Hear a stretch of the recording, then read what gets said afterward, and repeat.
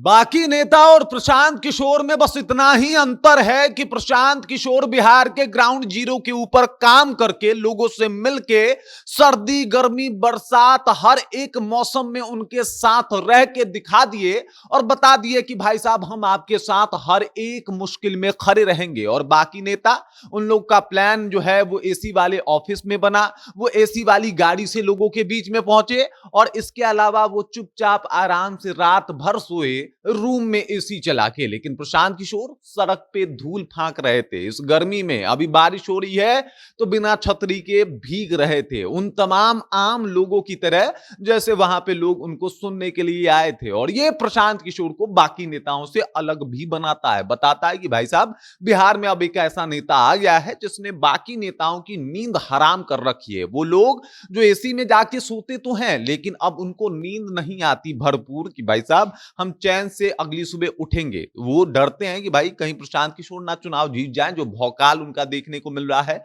और दूसरा ये बात कि कहीं प्रशांत किशोर हमारे नाम का जिक्र ना कर दे, क्योंकि पता नहीं फिर हमारा कौन सा कुंडली खुलेगा और क्या कुछ बिहार के जनता के बीच बाहर जो है वो आ जाएगा। और अभी प्रशांत किशोर जो है नीतीश कुमार के गढ़ में घुसे थे और नीतीश कुमार के गढ़ में घुस के भीड़ फाड़ना समझते हैं। जी बिल्कुल, उन्होंने पूरा भीड़ फाड़ दिया था, माहौल अपने तरफ कर लिया था। और वो गढ़ जहां माना जाता है कि भाई साहब यहां पे तो नीतीश कुमार ही रहेंगे, अब प्रशांत किशोर ने साबित कर दिया है कि भाई कोई भी गढ़ किसी का जो है वो परमानेंट नहीं होता। जो आज साहिबे मसनद हैं कल नहीं होंगे, किराएदार हैं, जाति मकान थोड़ी है। पूरी कहानी आपको बताएंगे, सब कुछ से आपको रूबरू कराएंगे, लेकिन उससे पहले मेरा परिचय जान लीजिए। मेरा नाम है रजत और आप जनता जंक्शन देख रहे हैं। सबसे पहले नीतीश कुमार की घर से शुरुआत करते हैं और बात यही रखते हैं। राहत इंदौरी साहब की शायरी है कि जो आज साहिबे मसनद हैं कल नहीं होंगे, किराएदार हैं, जाति मकान थोड़ी है। मतलब जरूरी नहीं कि हर बार आप ही मुख्यमंत्री रहेंगे, जरूरी नहीं कि हर बार सत्ता आपके ही हाथों में रहेगी, और जरूरी नहीं कि जिस घर पे आपका दावा है वो घर आपका ही रहेगा। वो महल भी भड़भड़ा के गिर सकता है। और नवादा और नालंदा में जो भीड़ प्रशांत किशोर के साथ दिखाई दी वो इस बात का प्रतीक था कि भाई साहब अब जनता के मन में परिवर्तन का वो लहर डोल रहा है, वो लहर चल रहा है जिसे प्रशांत किशोर ने अपने 3 साल की कड़ी मेहनत से लोगों में जागृत की है। अब लोगों को लगने लगा है कि भाई साहब प्रशांत किशोर बड़ा शानदार बात बोल रहे हैं और जिस तरीके से परिवर्तन की बात कर रहे हैं, अगर ये परिवर्तन की आंधी बिहार में आ जाए तो फिर बिहार को बेहतर बनने से कोई रोक नहीं पाएगा। और वो जो तमगा लगा हुआ है सबसे पिछड़ा का, शायद अगर प्रशांत किशोर जैसा मुख्यमंत्री पहले हमें मिल गया होता तो बिहार अग्रगणी राज्यों में काउंट होता, ना कि पिछड़े राज्यों में काउंट होता।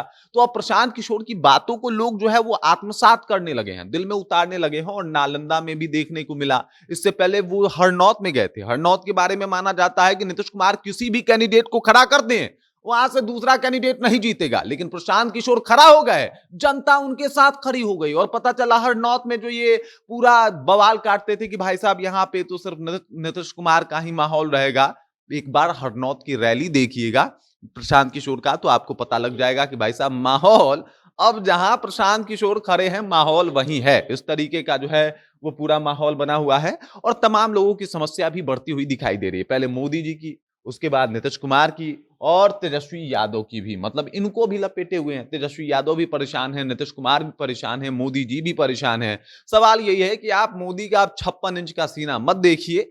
कहते हैं कि भाई साहब आप क्यों देखते हैं 56 इंच का सीना? चलिए 56 इंच का सीना देख के उनको बना दिए ना प्रधानमंत्री।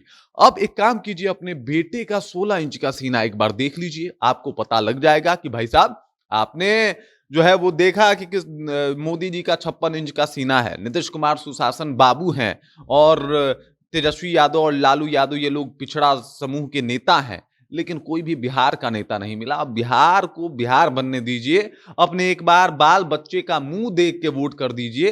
देख लीजिए लालू प्रसाद यादव को इस उम्र में भी मतलब अपने बच्चों की फिक्र है। हालांकि लालू यादव के पास इतना पूंजी है कि अगर उनके बच्चे 3-4 पुश्त भी कुछ ना करे तो आराम से बैठ के खाएंगे, लेकिन उसके बाद भी उनको मुख्यमंत्री बनाने का अपने बेटों को कि भाई साहब उनको मुख्यमंत्री बनाना है, एक को सांसद बनाना है, सबके लिए इतना ज्यादा फिक्र है कि इस उम्र में भी बाहर मीडिया में तो कम निकलते हैं लेकिन ट्वीट के जरिए अपनी बातें रखते रहते हैं।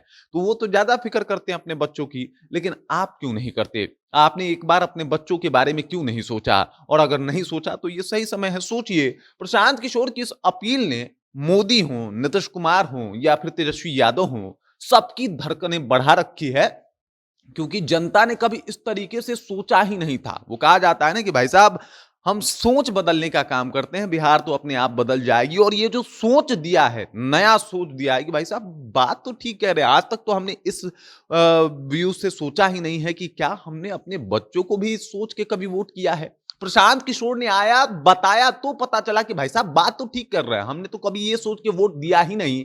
हमने जाति सोच के वोट दे दी, हमने ये सोच के वोट दे दिया कि भाई साहब ये जो 56 इंच का सीना है ये एकदम पूरा पाकिस्तान को सबक सिखा देंगे। हमने ये सोच के वोट दे दिया कि ये तो हमारे रिश्तेदार लगते हैं। लेकिन हमने कभी बिहार को सोच के वोट नहीं दिया और ना ही हम अपने बच्चों को सोच के वोट दिए, और इसी का परिणाम है कि ना बिहार बेहतर हुआ और ना ही बिहार के लोग। अब प्रशांत किशोर ने जो नया व्यू दिया है उस पे लोग चल के खुद को बेहतर महसूस कर रहे हैं। और ये जो भीड़ है, चाहे वो नालंदा में हो या फिर नवादा में हो, वो इस बात का प्रतीक है कि अब प्रशांत किशोर की बातें लोग मानने लगे हैं। और गढ़ अगर नीतीश कुमार का है तो ये भीड़ बता रही है कि ये गढ़ ज्यादा दिन तक नहीं टिकने वाला। बाकी इस खबर, इस जानकारी को लेकर आप क्या सोचते हैं, आपके जहन में क्या कुछ चल रहा है, कृपया कमेंट कीजिए और अपना विचार हम तक पहुंचा दीजिए। बाकी आप देख रहे हैं जनता जंक्शन और मेरा नाम रजत है।